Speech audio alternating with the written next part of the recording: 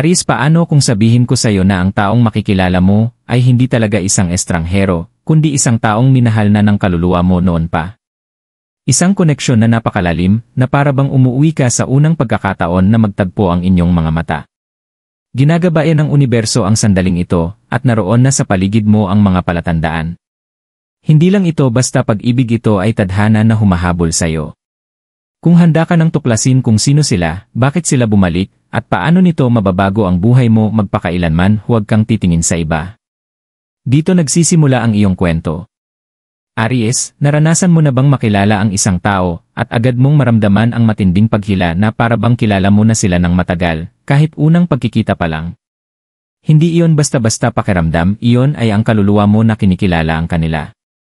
Sa buhay na ito, muli kayong pinagtagpo para sa isang dahilan.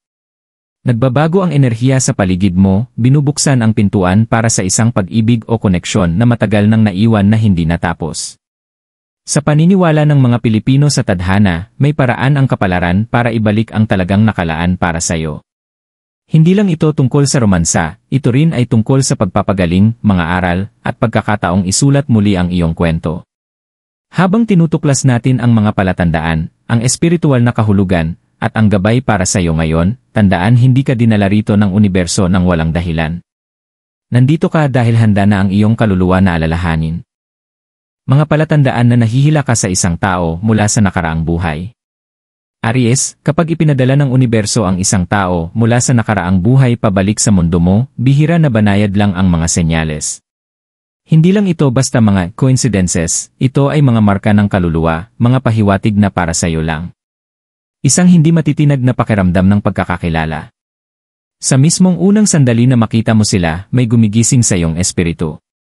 Maaaring sabihin ng isip mo, hindi ko kilala ang taong ito, pero ibubulong ng puso mo, dati na akong nandito. Hindi lang ito simpleng atraksyon, ito ay pamilyaridad. Para bang naririnig mo ulit ang isang kantang minahal mo noon, at bawat salita ay natural sa'yo. Iba ang daloy ng oras kapag kasama sila.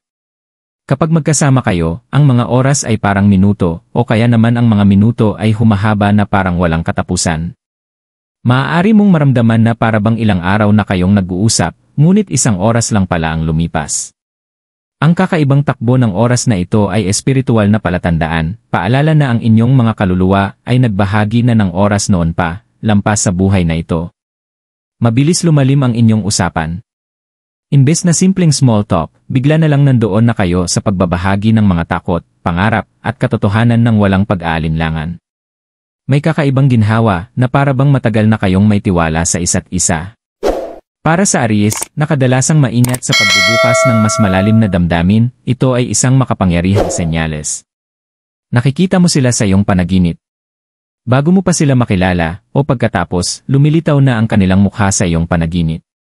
Minsan ay nasa ibang panahon ito, sa isang lumang baryo, sa malayong baybayin, o sa lugar na hindi mo pa napupuntahan sa buhay na ito.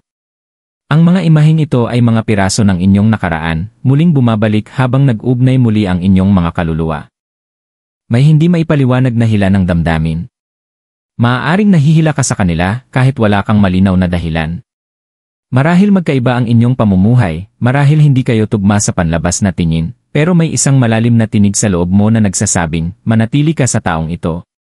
Iyan ang hatak ng hindi pa tapos na gawain ng kaluluwa.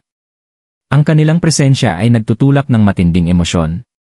Hindi laging banayad ang koneksyon mula sa nakaraang buhay. Minsan, ang pagiging magkasama ay magbubukas ng labis na saya o labis na sakit. Maaari nilang pukawin ang mga sugat na hindi mo alam na dala mo, dahil sa ibang buhay, dumaan na kayo sa malalakas na karanasan ng magkasama. Hindi ito para saktan ka, kundi para tulungan kang maghilom.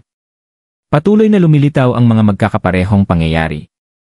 Mapapansin mong may mga kakaibang coincidences, pareho kayong pumupunta sa parehong lugar ng hindi inaasahan, nasasabayan mo silang magpadala ng mensahe habang nagtatype sila sa iyo, o pareho kayong nagsasabi ng parehong bagay sa parehong oras. Ito ay paraan ng universo para kumpirmahing muling nagtugma ang inyong landas. May pakiramdam na dapat kayong maging magkasama ngayon. Maaari mong maramdaman na nauubos ang oras, na kailangang sulitin ang bawat sandali na magkasama kayo.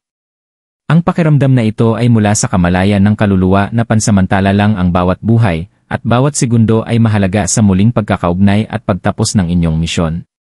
Napapansin ng iba ang inyong koneksyon.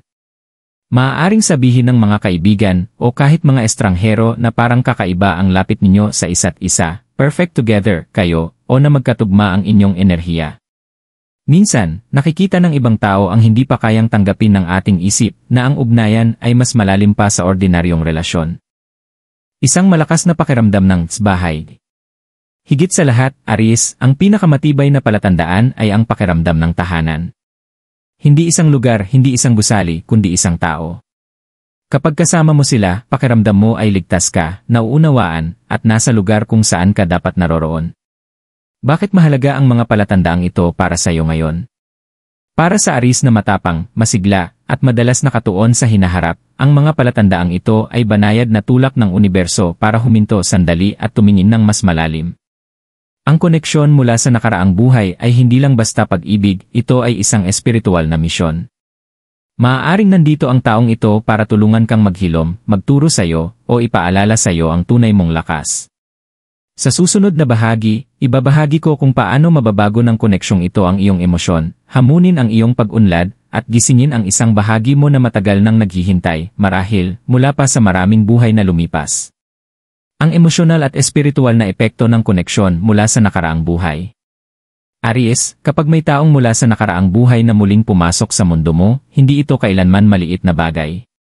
Para bang hinahighlight ng universo ang puso mo, tinatandaan ang mga damdaming hindi mo kayang baliwalain. Ang pagising ng emosyon. Mula sa sandaling magtagpo ang inyong landas, may nagigising sa loob mo. Kahit maayos at tahimik ang buhay mo, biglang may alon ng damdaming hindi mo inaasahan. Maaaring makaramdam ka ng galak na napakapuro na napapaluha ka, o pananabik na napakalalim na halos sumakit.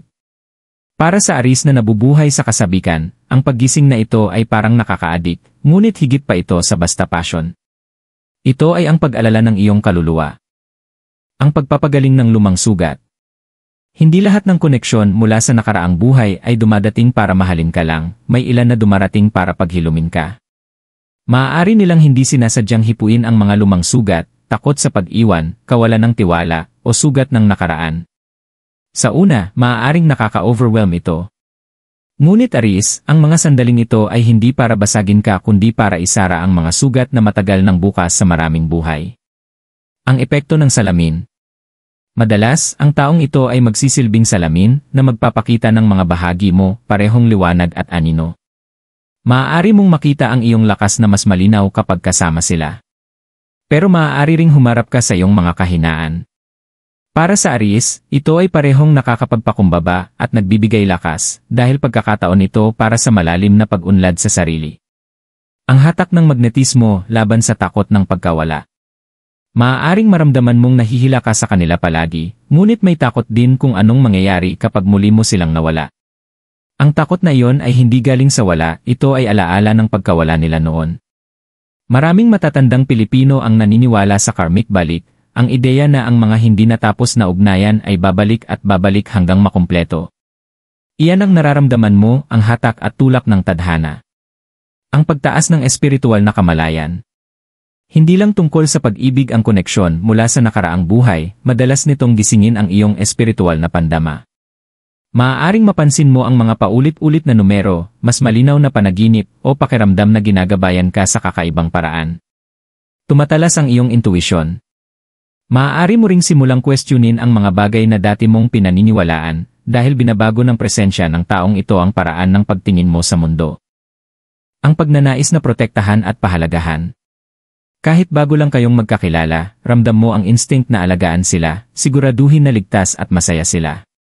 Natural na protektibo ang Aries, ngunit pinalalakas ng ugnayang ito ang damdaming iyon. Maaari mong makita ang sarili mong gumagawa ng higit pa para sa kanila, hindi dahil obligasyon, kundi dahil may bahagi sa iyo na kailangang gawin ito. Ang pakiramdam na nawala ang lahat ng iba. Kapag magkasama kayo, parang nawawala ang ingay ng mundo. Ang mga responsibilidad, stress, at kahit ang mga sugat ng nakaraan ay tila nawawalan ng saysay kumpara sa enerhiyang pinagsasaluhan nyo. Maganda ito, ngunit Aries, mag-ingat, madaling mawala ang sarili kapag napakalakas ng koneksyon. Bakit mahalaga ang epektong ito ngayon? Hindi basta-basta ibinibigay ng universo ang mga koneksyong ganito. Dumadating sila kapag handa na ang kaluluwa mong harapin ito, kapag sapat na ang iyong lakas para tanggapin ang galak at hamon na dala nila.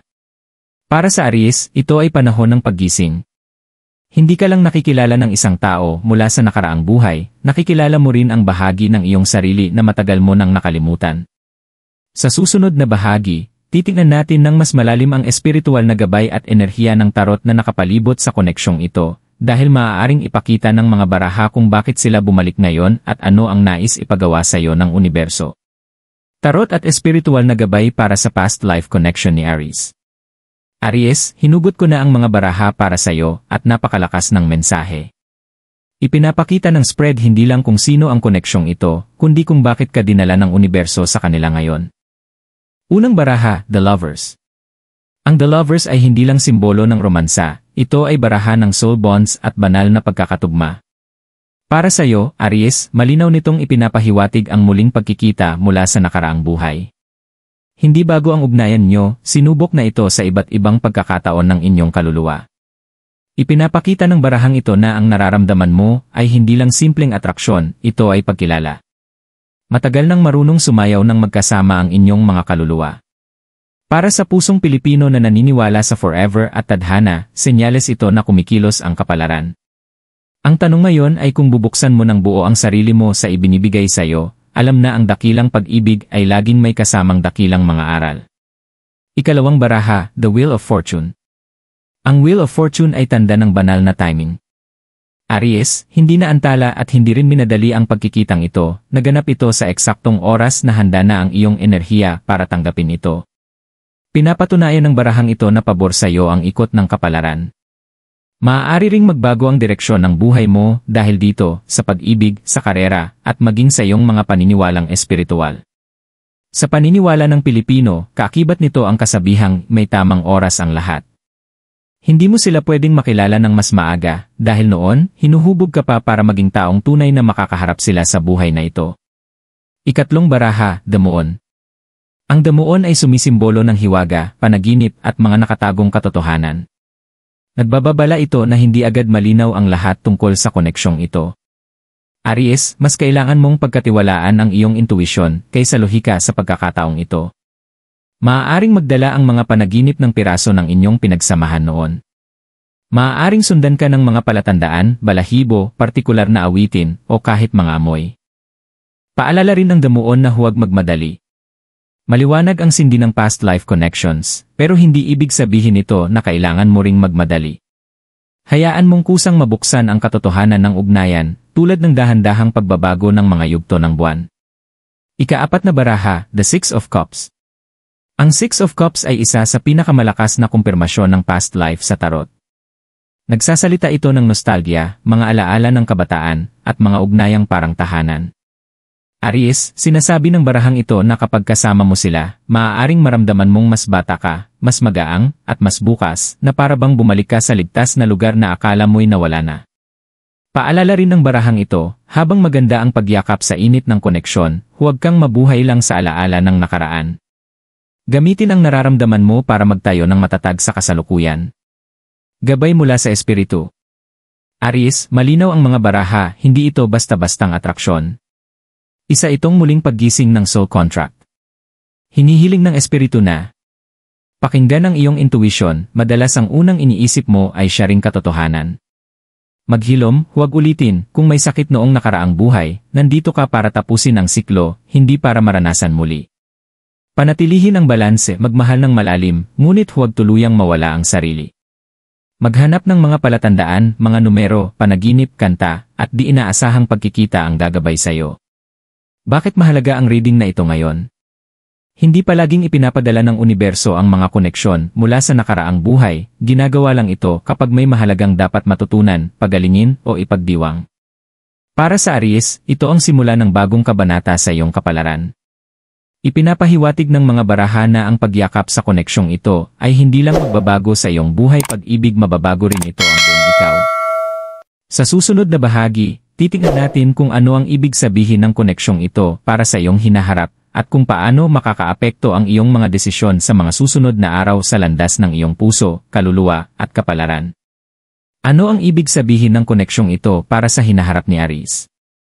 Aries, ngayong nakita na natin ang mga palatandaan at gabay mula sa mga baraha, panahon ng alamin kung saan ka nito dadalhin.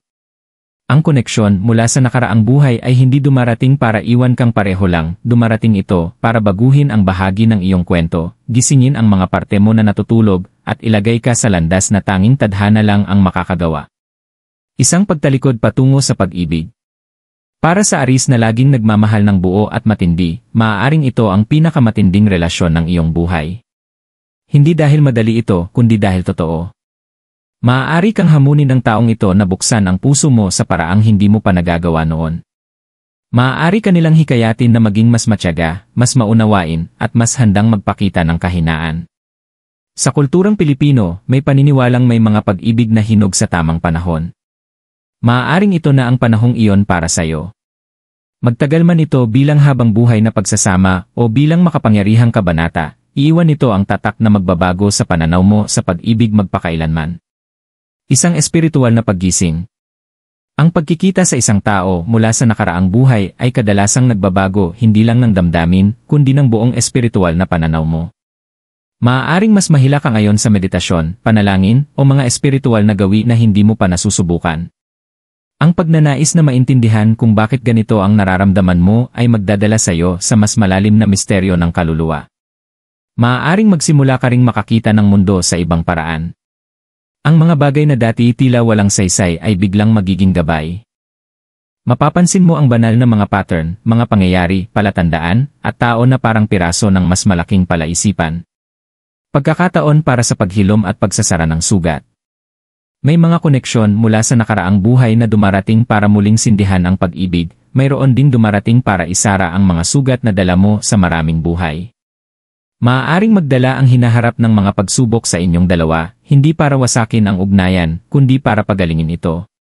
Kung may dala kang takot sa pagkawala, pagtataksil, o pag-abandona, bibigyan ka ng koneksyong ito ng pagkakataong harapin ang mga iyon ng direkta. Ang paraan ng pagtugon mo ang magpapasya kung makakalaya ka sa mga takot na iyon o mauulit ang siklo. Ibinibigay sa iyo ng universo ang kapangyarihang pumili. Paglago higit pa sa romansa. Kahit hindi magtagal ang romantikong aspeto ng koneksyon, mananatili ang epekto nito. Maaaring hikayatin ka nitong habulin ang mga pangarap na dati mong ikinatatakot, sumubok ng mga panganib na iniiwasan mo, o mabuhay ng mas matapang. Bilang Aries na laging kumikilos, itutulak ka ng koneksyong ito na maging pinakamataas na bersyon ng iyong sarili. Sa maraming paraan, sila ay parang salamin na nagpapakita ng iyong potensyal, at sa sandaling makita mo ang sarili mo sa kanilang mga mata, mauunawaan mong mas kaya mo pa kaysa sa inaakala mo. Ang hindi pa alam na landas. Ang totoo, Aries, ay hindi nakaukit sa bato ang hinaharap. Ipinapakita sa atin ng espiritu ang mga pintuan, ngunit ikaw ang pipili kung alin ang tatahakin. Maaaring humantong ito sa kasal, habang buhay na pagsasama, o malalim na pagkakaibigan na tatagal sa lahat ng bagay. Maaari rin itong maging isang kabanata na magtuturo sa iyo ng husto, kaya magbabago ang buong takbo ng buhay mo. Ano man ang anyo nito, tandaan, malakas ang pakiramdam dahil malakas talaga ito. Iilan lang ang nakakakilala ng taong may kaparehong kasaysayan ng kaluluwa nila, at isa ka sa mga mapalad. Bakit mahalaga ito ngayon? Hindi ito panahong ihintayin muna at tingnan kung ano ang mangyayari. Ito ay panahong lumakad pasulong ng may kamalayan. Aries, ang mga desisyon mo ngayon, kung paano mo alagaan ang ugnayan, paano mo haharapin ang mga hamon, paano mo pakikinggan ang iyong intuisyon, ay huhubog hindi lang sa relasyon mo, kundi sa landas ng iyong kapalaran. Sa huling bahagi, tatapusin natin ang paglalakbay na ito sa isang mensaheng magbibigay sa iyo ng kaliwanagan, lakas, at tamang paraan para angkinin ang enerhiyang ito para sa iyong sarili. Aries, mula sa unang sulyap ng pagkakakilala hanggang sa malalim at matatag na hatak ng tadhana, hindi aksidente ang paglalakbay na ito. Nakalaan para sa iyo na maramdaman ito. Nakalaan para sa iyo na makilala sila. At nakalaan para sa iyo na maalala na ang kwento ng iyong kaluluwa ay mas malawak kaysa sa isang buhay na ito. Magtagal man ang koneksyong ito bilang habang buhay na ugnayan o magsilbi bilang isang kabanata na magbabago sa iyo magpakailanman, tandaan na may layunin ito. Hindi sinasayang ng universo ang ganitong makapangyarihang pagkakatugma. Bawat usapan, bawat tawa, bawat luha, lahat ito ay bahagi ng gawain ng kaluluwa. Kung pakiramdam mo ay tahanan ang puso mo kapag malapit sila, pagkatiwalaan mo ang damdaming iyon. Kapag dumating ang mga hamon, tingnan mo ito hindi bilang mga harang, kundi bilang mga aral na pinagkasunduan ng inyong mga espiritu na sabay haharapin. At kung sakaling magduda ka kung bakit ito nangyayari ngayon, alalahanin, handa ka na. Kaya sila nandito. Aries, nasa iyong kamay ang susunod na mga hakbang. Harapin mo ito ng may tapang, may pagmamahal, at may kaalamang ginagabayan ng universo ang bawat galaw mo. Kung inaangkin mo ang mensaheng ito, magkomento ng "Tiwala ako sa aking tadhana" sa ibaba, at punuin natin ang espasyong ito ng lakas, pag-asa, at pagpapala para sa bawat Aries sa paglalakbay na ito.